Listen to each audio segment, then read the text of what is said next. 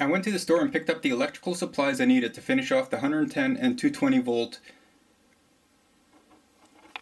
outside connections. I also framed the boxes and got it all completed so you can see what it looks like before I install it. So over here in this side, from the outside you would see this. That's the shore power, that's the 220 30 amp, and that's the 110 15 amp.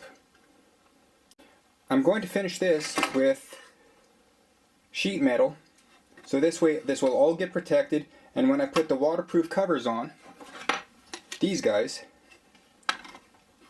it'll work. So that's for that side. Over here, that gets this box. So let's see if I can do this one-handed. Carry you around and do this.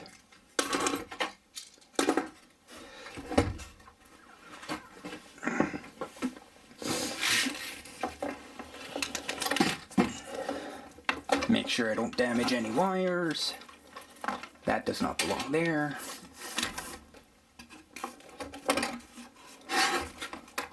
And that does not need to be there.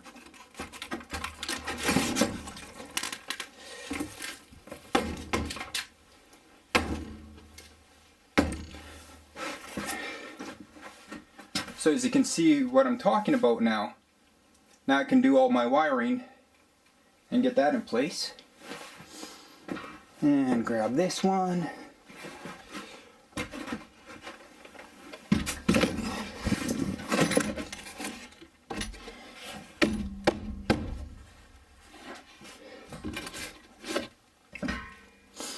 Hammer, hammer, hammer. If I had a hammer. Here it is. There we go. Perfect fit. So now, I'll screw those into place, then I'll set you up on the tripod and run the last little bit of the wire I need to do. So that would mean I have to get the 10-3 cable from the box here, take it down to the big 4x4, then bring that all around over the ceiling, around this way, down here, bring it out through the wood, then into this 4x4 box. And the same thing with the 15 amp. Out of the box to the small 110, up and over just like I did with the other one. So let me screw that in place, set you up on the tripod, and you can laugh at me doing more electrical. Be right back. Before I get started with the electrical, I want to point out a couple of things that I've done. Well, maybe not a couple of things, but I lowered the plywood that the panel was sitting on, so it butts up to here, so I don't have to do some weird cut. Because if you remember, it was about an inch higher. I didn't like it too much, so I decided to drop it. And when I go to put in the 10-3 wire, which should have been only 10-2, my electrician lied to me, I'll bring it up through this spot here, and I'm going to do the same thing, just put a big loop in here. But when it comes down to putting it in here, I'm not going to put it into the box. I'm going to put about 12 inches or so outside of the box. Then when I cut the skin of the bus, that's when I'll work with the electrical out there. So I'll do the same thing over here too then. I'll bring it around and I'll just let 12 inches or so sit outside of the box. So let's get you on the tripod and get going.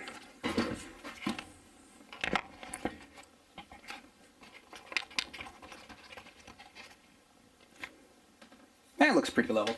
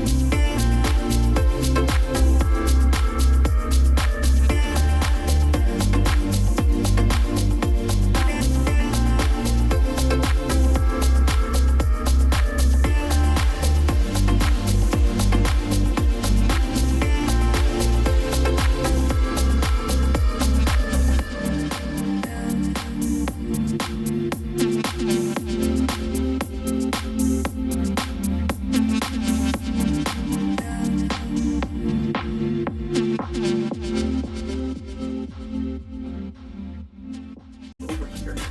Can you see what I'm doing?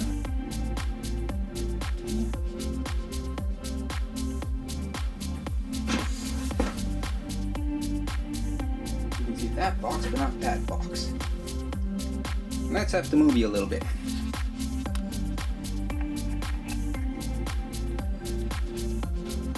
Now you can see a little bit better what I'm doing over here. Now for the fun part, I'm trying to get this massive cable through here, poke out over here, then into the box.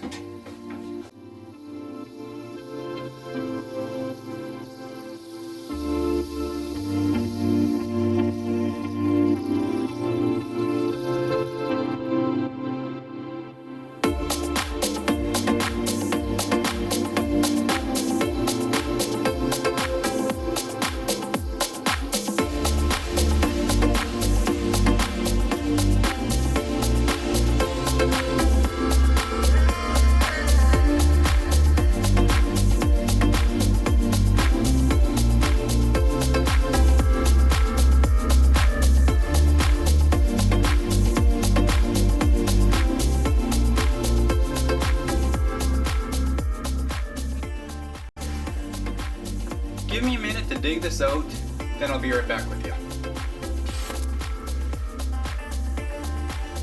I drilled a second hole and I dug it out. Hopefully I got all the insulation.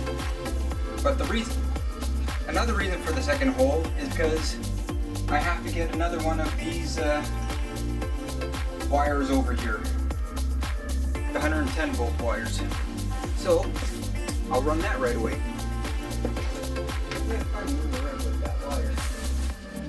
I guess I should grab that first before turning on the camera. That would have been smart.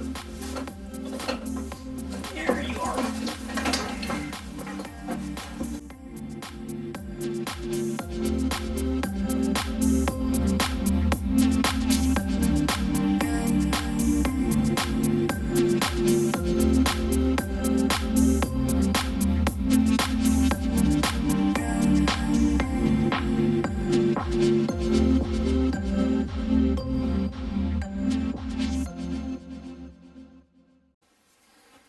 Let's see if we can get this big guy in here.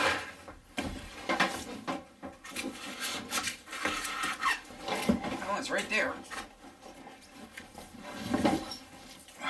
Ouch.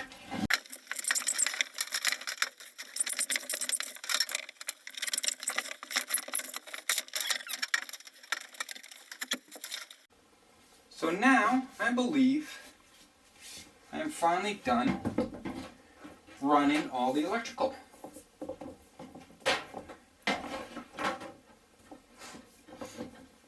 I'm not going to curse myself by saying that. I just did, didn't I?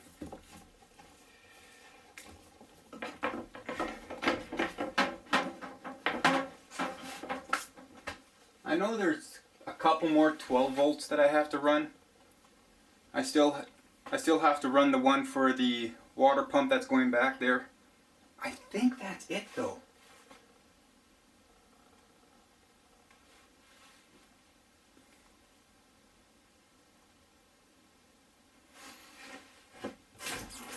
A little bit of extra 10-3 wire, that's fine. I'm going to have to carve out that spot because the insulation's in the way. But I do believe that should do it.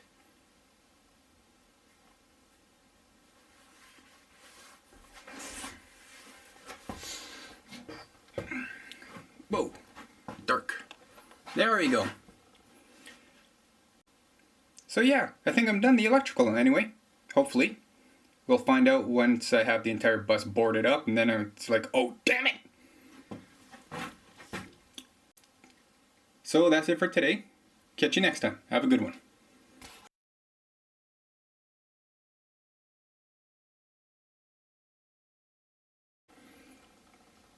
Before I get started with the electrical, I just want to point out a couple of things that I've did.